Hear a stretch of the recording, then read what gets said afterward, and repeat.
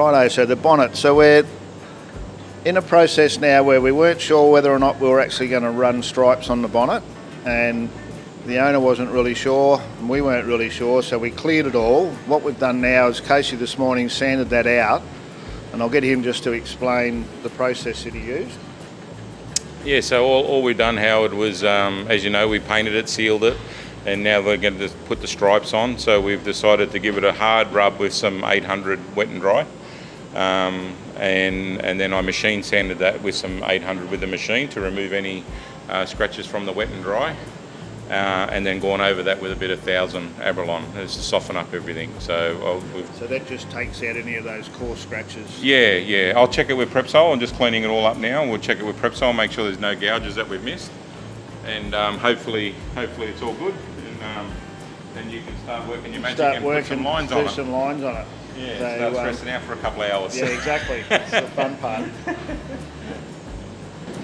Righto, so the blackouts on the bonnet. So no one really likes taping out lines because once it's down, it's down. So we've made the decision amongst us. Casey's a Chev man and I'm a Ford man, so it's a bit hard to work out which way you're going to go. But we've come up with the concept to highlight the top of the scoop because we didn't want to come off the bonnet onto the nose like the traditional Camaro stripes. So the issue's been is to get this line to run along the radius of that and still run with the bonnet. It's not very consistent, so I've opted to make it run with the outer line the best I can. So that's this line out here. So this radius here. Put my hand in the camera. So this radius here. And the idea there is it's something that your eye can run to. And then I've measured from the front of the bonnet back to the stripe there to make sure that that's consistently running with there. And then the little curve here, you want something similar to the nose of the bonnet, and I'm looking it's probably a little bit sharp, so I might just modify that in a minute. And then to get these radiuses on the corner, I've just taken some of the packaging from the tape there and tape that down to give me something to follow. I mean, you see guys that do this every day of the week doing it freehand. I don't do it every day of the week, so I've used myself a little template. And that's pretty much what we've done. We'll need to mask that all up then and do that with some black, and then we'll clear the whole lot again. Righto, so I've got that pin line where I wanted it to go, and I've had 3 different people look at it to make sure that what I think was right is right. So now I'm just using some normal high temp masking tape to make sure I've got all my edges right with that, so I don't want any bleed through, and then we'll mask off the rest. So back to that same old process, clean. So this is metho water. Because I've been masking with bare hands, it's super important to make sure it's very, very clean. And when you're doing it, you'll actually see sometimes the tape residue where I've been using tape to get my lines straight. You'll get a little bit of residue, and then when you go to put your base coat on, it just doesn't sit down as nice.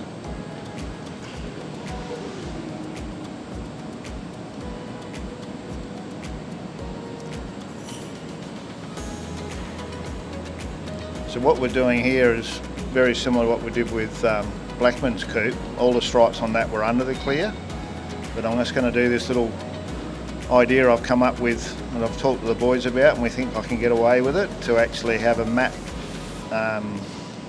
black piece on the bonnet but no edge to it. So I'll bring you that when I do that. I'm going to do that at home.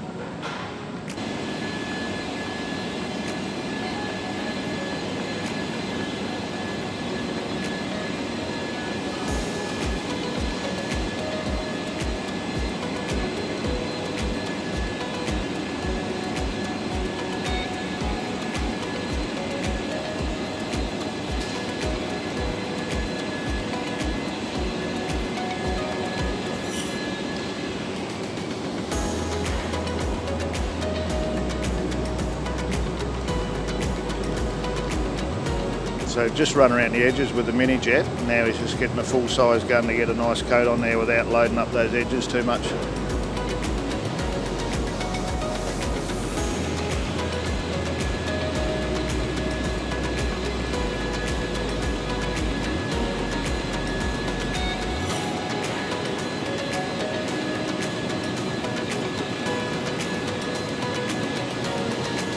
The old rookie error.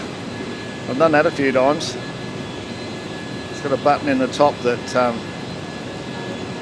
seals the container, and then you start painting and you got no paint.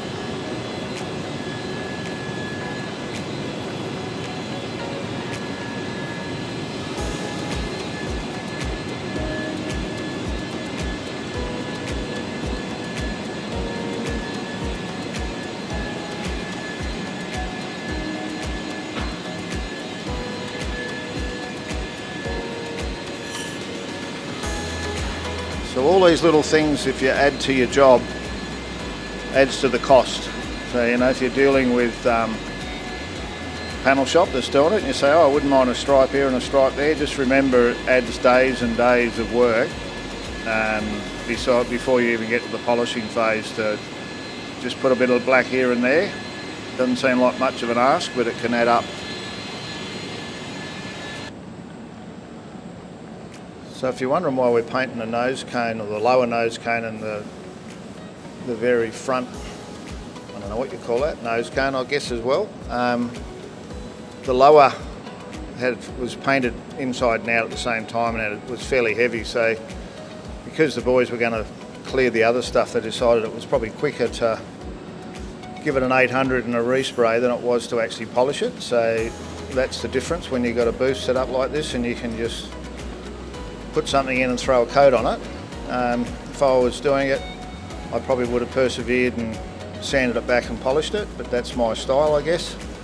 But when you're set up with an environment like this, it's sometimes easier just to give it another coat. So that rear wing is being done for a similar reason, but once we got it in here, we decided we'd put some black on it as well. A little bit reminiscent of the Tirana days.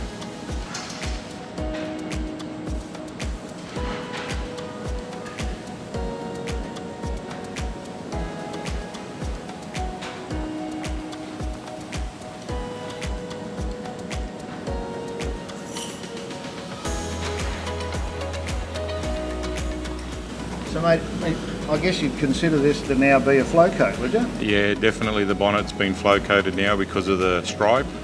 It was something that was decided on today, I think. Yep. Just talk us through again like we did with the rest of it. So obviously it's a different process. Yeah, still the same clear, but this time the clear it will flow a little bit better for us now, because it's going to, other than the black, which is base coat, the blue is all clear coat, and when we put on this coat of clear, it will flow. Yep. So Chris is not putting it on too wet, especially on the first coat, so we don't get no runs in any of those edges. It is actually quite a difficult bonnet to paint because of all those edges. It's definitely got some height on those ridges, isn't it? Yeah, very easy to get them to run away on you. So we'll probably put on 3 coats of clear total on this one. And I think it'll look quite nice once he's done. Yeah, so I'll still give it a little chop, because I've got to obviously do around the edge of the black with what I want to do, and then I'll look to match it up to the rest of the car then. Yeah, so there'll be enough clear hopefully around that black edge for you just to take the edge away and flatten down that edge on the line. That's the plan. That's the plan, yeah.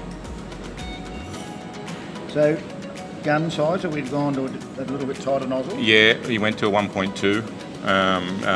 When the boys painted it, they were using a 1.3. We just hold back a little bit on the clear. We're lucky enough to have multiple guns to choose from. Yep. 1.3, we could use again if we had nothing else, but we've got plenty of choice. So he's gone to 1.2, being a flow coat, so that the product won't get away from him. And the hardener and the thinner? All exactly the same as what we used. Yep. Yeah. So he'll just wait for that to flash off. Once he's happy with that. Yeah. So Casey, just something that I get asked a bit about is how to work out how much product to mix, which is, it's almost a feel thing when you've painted for a long time, but someone that maybe not doing a lot of painting, is there any sort of advice you could give on that? It's a very hard one. If I could pick that, I'd win lotto and I wouldn't be here talking to you, Howard. It is very much a feel thing, and clear coat volume is different to base coat volume and different to primer volume. So me personally, I work on how much of a pot I'm going to use. So what Chris has got there is a 900ml pot, and I just go, I think I might need 2 pots of paint to do this job. Yeah, and it's 1800ml. And generally, once you put the first coat on, it gives you a good feel of how much you're going to need, if it's on the money or not. Yeah. And then I can, you know, if I was painting it by myself, I would go and mix up a bit more during the flash off period. It's interesting, a bit of advice someone gave me a very long time ago, which is so true, is if you've got some left over, if you got some, he's just showing me the pot. If you've got some left over, Yeah. don't use it. Oh yeah, no. You know what I mean? I've just done it so many times. You think, oh look, I've got a bit left here. I'll put one more coat on, and that's the one that either runs or does something wrong. Yeah, and we've all done it. And when I was even a young lad coming up, and 2-pack was coming up, they'd used to put the leftover in the fridge. Yeah. You know, so we definitely don't do that anymore. It does have a window. So Chris is putting on the second coat here now. There should be a fairly heavy coat. Probably not as heavy as you'd like it to be because of all these lines and edges, and they are quite steep. And it's much easier to run a buff over a little bit of peel than it is to cut runs out, as we're aware. Right. So, but he'll put on a second coat, get a good feel for it on how much it flows on this coat. Yep. And then if he's not happy with it, he'll whack it again and put another one on. He'll definitely get another coat after this, but he'll just get a good feel of how much flow he's going to get out of this coat. And then when he does a third coat, he'll either do it the same as this one or go a bit wetter again. So, you know, if you look at this bonnet compared to a brand new Mazda, you know, there's a lot more edges and lines in that. I mean, so, and the side of that reverse cowl is so steep. So steep, yeah. And you know, like trying to get that off the gun finish even on something that is very lumpy. Yep. It's not easy. So. Well, I've got to admit that I very rarely do off the gun. Because I'm traditionally doing full elite show car. Yep. I'm normally trying to get it on heavy with not too many runs, and preferably no runs, because that's just a bit harder, and then we're going to go 800 over the lot anyhow. Yeah, and so if you're going to do a full cut and back and buff, you'd want tight peel, not really fat peel. Yep. It's much easier to cut back that tight peel than it is the real heavy stuff. So. Starting to look the goods now. Yeah, one more nice coat minimum. I think she'll come up really good. So for old mate that made the comment that he thought I had a few scratches and a few marks in the bonnet, he might be a bit happier now. Yeah. No, good point, but lots of edges. Lots of edges. For sure. So they've all deserted me now, so he's on the final run now, so decided to run an extra coat over the black to make sure I can rub that out okay, because I want to get no edge on that. So this is the fourth and final coat, and that'll give me plenty to work with. So John, it must be very satisfying to work in this environment and be involved in working with these sort of guys with the skills they have to produce what they do. Yeah, absolutely. It's definitely a pleasurable environment to work in. You've got the right tools, the right equipment, but it's good to have the team in and doing this sort of work, because then they go out and provide this advice back out into the industry and to customers and to car builders, and it just makes sure there's not one guru in the business.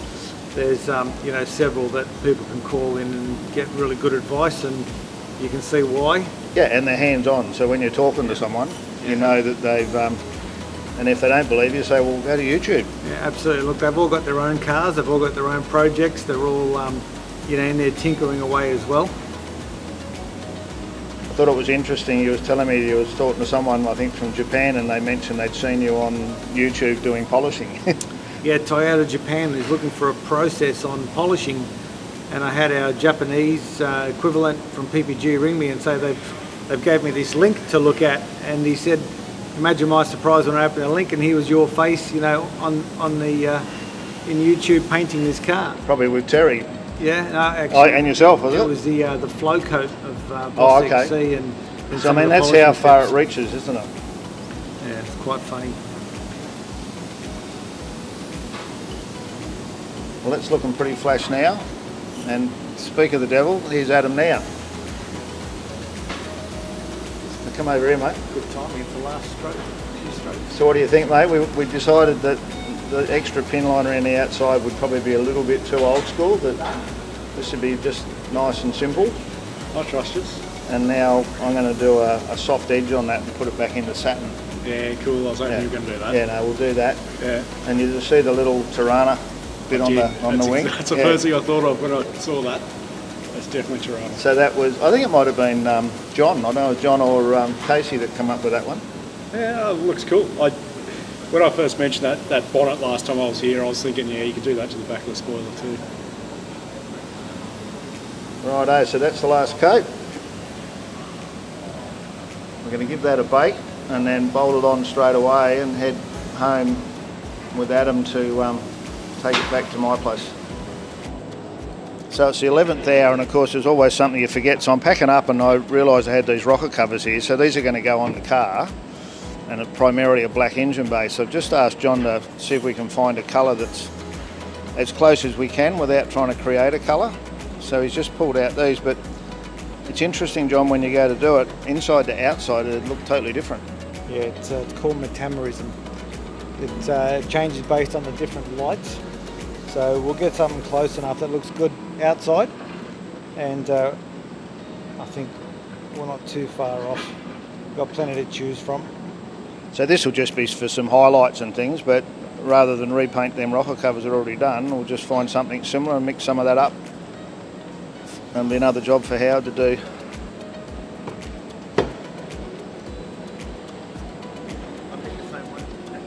Well, he's done it twice and got the same one, so that's got to be a good thing.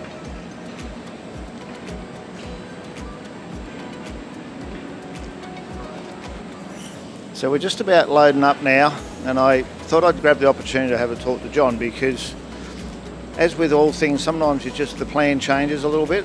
Both of us are planners, but sometimes the best plan doesn't quite come out how you like. So I'm going to give you the mic, John, so that you can just have a bit of a chat. So we were sort of looking for a off the gun with a light buff. Conditions on the day and the process, the way we went about it, weren't quite how we would have planned. Just, if you like to just talk through now what we've ended up doing so that people can understand the process. Yeah, look, I think, Howard, as we walked around the car, there was a few areas we thought were okay, but unfortunately when someone like yourself's been building cars for 30 years and you judge cars for a long time, it's a little bit hard to let things just slide. So there's a couple of areas in the sail panels we thought could be improved, a couple of things we saw in the doors, so we made a decision to give it a little bit of a harder block, particularly around these top areas on the side. And I guess, you know, when there's going to be thousands of people looking at this and being a little bit more critical, we just wanted to make sure that we were happy with the result. And, you know, it's not, we're probably maybe 200 or 300 hours away from Boss XC. I would think as a minimum. I'd hate to think how many hours I actually had in polishing that car, but yeah. I know the paint process, we probably skipped 2, maybe 3 steps in this particular paint job. More so about trying to achieve a decent result without that massive cost of an elite car. Yeah, and look, I think everyone that's looked at it, you know, has said initially it looks pretty good. I'd be happy to have this as my daily driver paint job, that's for sure. It looks pretty sharp. It's not, you know, maybe top 10 level, but it's bloody pretty good.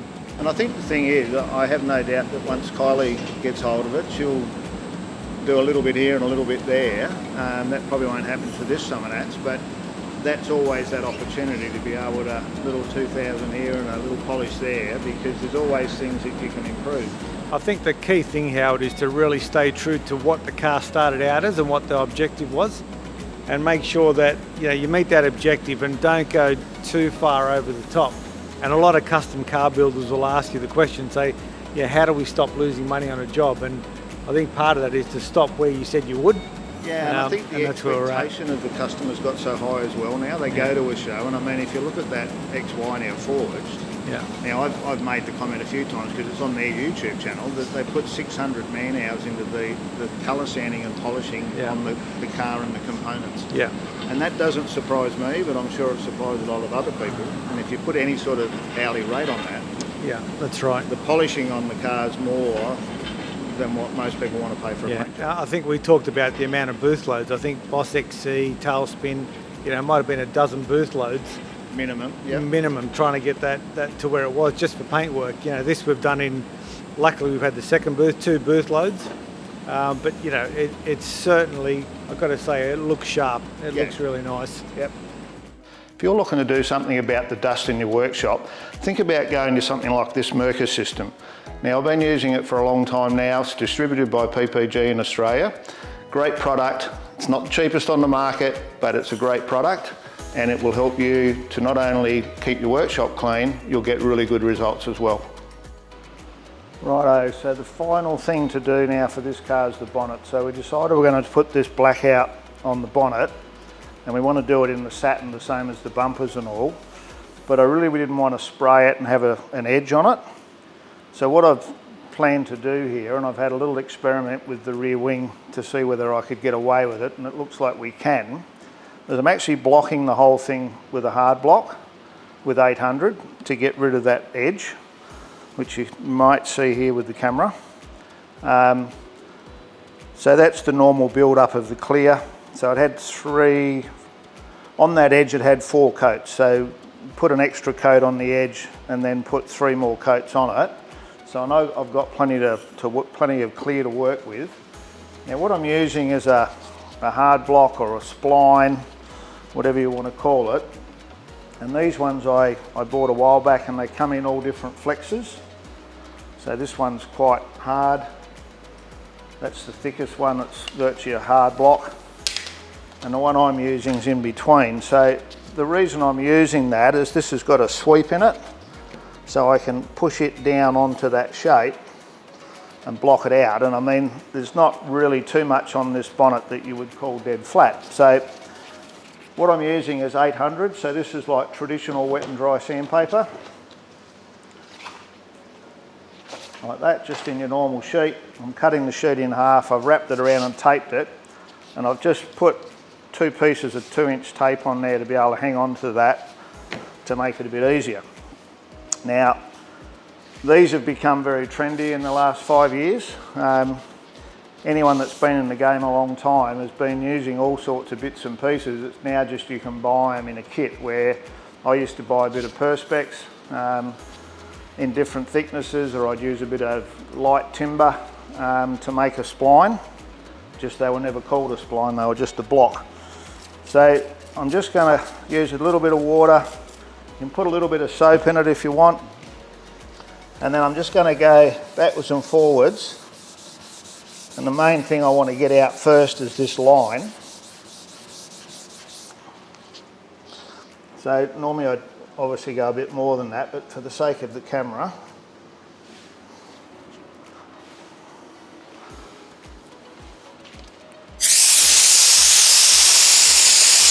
so straight away here you can see where it's still shiny. So, and there's a ridge all the way along there. So that's the, the difference between the 2 heights. So I'm going to block that out till it's fully matte, the same as I've done over here. Now I've got this side sort of progressed so that I can talk about that in a minute without trying to do the whole bonnet, trying to save some time with the camera again.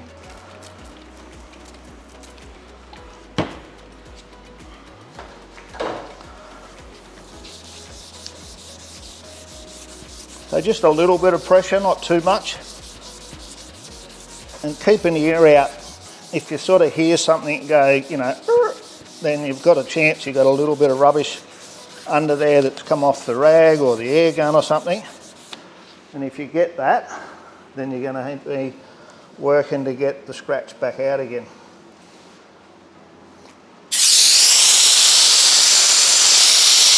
Now you can see how quickly that's, because it's 800, it's pretty much good here. I've got a little bit more to get out there, and then obviously as we go around the corner. So that's that process. I'll just run up the top here. I'm going to do bits and pieces, otherwise it'll be a 5-hour episode. So once again, we're over the curve, so I'm just going to try and stay flat to the shape of the panel. Now being 800, this is what I would class as a full colour sand cut that we would normally do on our elite cars. And you would normally have a bit of extra clear to work with like we have here. Now I'm going to keep cutting the camera off there.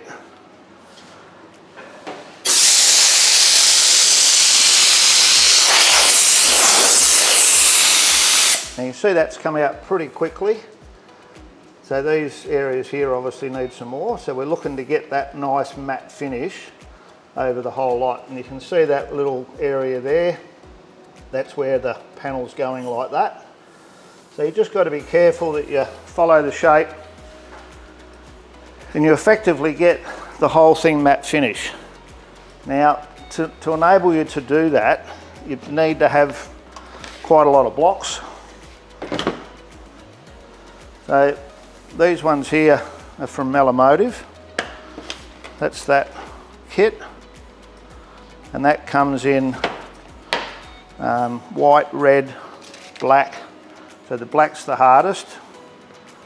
And then you go to the white, which is the soft, and then the red's in between that, and then they have a hard Perspex one. So, and then that is what I would class as a traditional colour sanding block, which I really still like. And a block like that is really good for working up through that shape, like that with your paper. So you've got a bit of a round edge on the bottom to work up through that, because we need to get it all matted out like I've got on the other side. Once you get that all blocked out, and I'm not going to go into that now, next year we're going to do a new range of programs, and we'll probably be able to do like some lengthy ones on colour sanding and other things of what we do, but at the moment I'm just trying to fit this into this program. So the next stage is to do it with 1000 on the machine, and it's a foam backed pad. And what I've done is I've put some of the black trace coat on here that we use when we're doing our primers and stuff, because someone mentioned it the other day and I thought that's a good idea. I don't always do it, but I do it sometimes. So what I've done is put the trace on, and then I've run over it with the 1000. So this is the Abralon 1000. So we go the 800 now to the 1000. And I've sanded that area there, and you can see there's some bits of black still showing. So that would be the 800 straight scratches, like there's a good one there. So I'm going to keep machining this now until I get rid of all the black, and I'll just do this little bit at the front. And the reason that I'm doing the 1000 now is I've got to work my way up to 2000, 3000 to polish the blue. But I'm going to repaint the black with the satin clear, and I'm going to do a soft mask around the edge of it, and then I'm going to polish the matte clear back into this clear. So stay tuned for this one and I'll show you how we're going to do that. So back to the job at hand, a little bit of wet, bit of water. Same story as always, you've got to treat this machine as a block. You can't, you know, you've got to keep it flat all the time.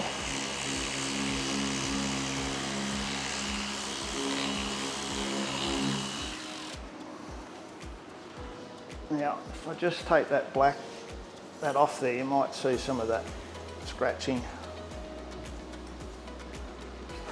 So you can see there where I haven't gone up here enough, you can see the black still in the scratch lines.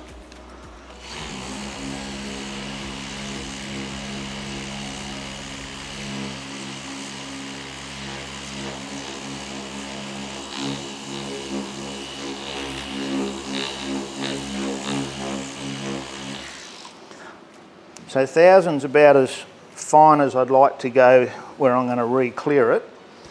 Normally you'd do 800, but I've put the machine on it because I'm only going to put, you know, one, maybe 1.5 coats of the satin on there. Don't want too much build. So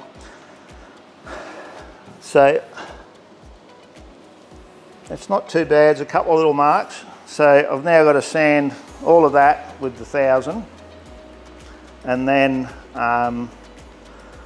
I'll do the 2000, 3000 before I backmask to do the clear. Righto, so I've spent quite a few hours now and I've got that pretty close to being ready to be polished. The black area I've left using 1000 Abralon on the machine because I'm now going to put the satin clear on that. So to be able to do that, my plan is to have the blue polished, this in matte, and no distinguishable line between the two. So what I'm going to do is I'm going to soft mask outside, so when I paint my clear on, I'm going to come past the edge, and then I'm going to sand the edge back and then repolish it. So to let you know how I'm going to do that, so they talk about doing a soft mask. So what we do is actually roll the edge of that tape over so that it's stuck on itself that much, and the reason for that is when I stick that on here now and mask that back like that, when I spray, the paint will go under the edge of the tape, and the idea is not to get a hard edge that I've then got to try and sand away. So I haven't done this before, so, and I keep saying that all the time, but I haven't done it before. I'm probably going to go about there, and I'm going to paint my clear over the edge of that, and then once it dries tomorrow, I'll then mask off all of the matte clear, and then I'm going to sand out through here and make that a blend of the matte clear into the gloss, and then that matte clear will polish up. I've done it before, and I've done it over here on this one. So we've got the matte and then the polish. Now, this one's not quite as high profile as say in the middle of the bonnet, but it seems to have come up pretty good. And this one here, I painted the matte clear up to this edge and down to that edge, and then I've repolished it. So like out here, I've had to polish that blend of the two clears. So I'm comfortable it'll work, and I'm going to give it a go.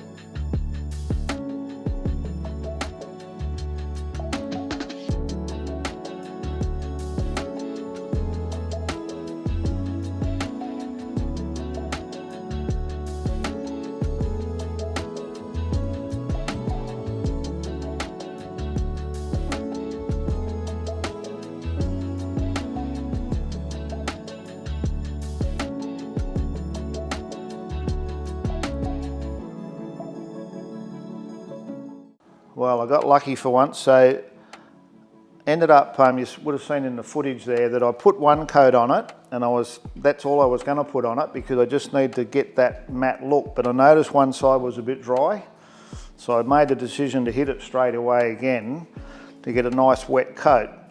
And I did that because it was 25 degrees in the booth. I'd used a medium hardener, but I'd used a slow thinner. And I used the slow so it would lay out, so I knew putting the extra coat on it would flatten down, and I'm really happy with the way it's come out. And if I get to do it again, I'll probably do exactly the same thing. So what I've used there is the Deltron D 8117, 8115. Now they're designed for doing OEM matte and satin finishes on the outside of a car, and I really love them. So that's mixed 50-50, it's the look that I like, and it's the same as all the other black on the car. Now, what I plan to do now, because I've used this soft mask, when we unmask it, so I'm not going to polish it till tomorrow because I need to back mask where I've already just painted. When I pull this mask off, what we've got is virtually no line. There's a little bit there, a little bit of dry there, but primarily very little edge. And over here where it was on a bit of a curve, I can't feel anything at all there. So what I'm going to do now is I'm going to mask back this, which I'll show you tomorrow, and then sand this back down, ready to polish it. And I'll leave that mask and I'll polish from there out, and I'll have a matte finish, a polish finish, but no, you won't be able to feel a line between the two. Well, sometimes you go to do something and you think, yep, that'll work, and it doesn't. So I've been through that massive process to try and get that no edge on this black, and when I went to rub back and polish the edge, two things happened. Firstly, the extra coated clear changed the colour, and secondly, I could just see the edge, so I wasn't happy with that. So what I've been able to do is to sand that all back now and get rid of that satin clear off of here, and you can see where I've sort of rubbed. So that's the satin, that's the gloss clear. So when that's wet, you won't see any difference. So if I put a bit of Prepsol on there, it'll all just be the one colour. Because what I'm going to do now is I've decided to polish all the bonnet, which I've done. So I've done all of that, spent most of the day messing around polishing the bonnet, and I've polished back over this edge so that I've got a nice clean flat edge. And then I've gone on and sanded that back with 800, and I was just starting to do the mask now to be able to put that satin clear back on there again. So I'll mask off the whole bonnet, put hopefully just 1.5 coats of satin clear. I won't have much of an edge to work with, and that'll just be the finished job. So sometimes the plan doesn't come together, but there's always an alternative.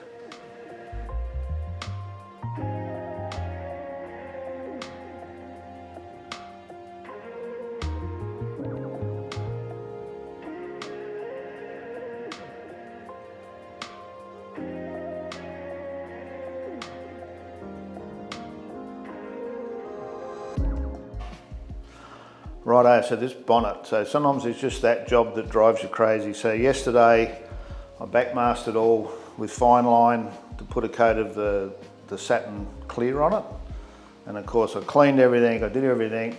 Terry would have been really proud of me, the process I went through, so I'd get no rubbish in it, and of course I sprayed it and I had too much in it. So this morning I've come out here early, I've cleaned it all again, sanded it all with 800 by hand, and then sprayed it, and it's about 3 hours later now, and what I've ended up with now, or I will end up with I'm sure, is an edge, because I've had to paint it twice. So, oh, it's nice and clean though, so I've got a nice clean edge, so that fine line does a good job. And this now is obviously, I'm only putting clear on, so the edge was already there, so more than happy with the way that looks.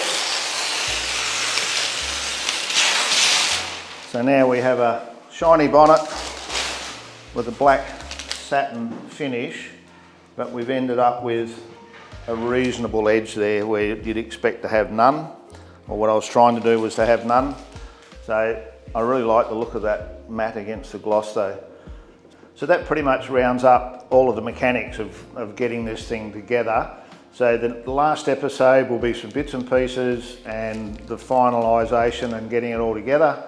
And then Adam and Cole will be here in a couple of days to pick it up. So we'll film all that, that'll go up, and then on the Thursday of Summer Nats we'll have the final edition, which will be a summary of everything we've done over all the 13 or 14 episodes.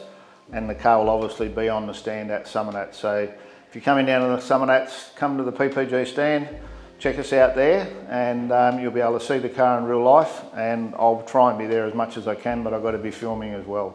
So thanks for joining us, it's been fun, and one more to go.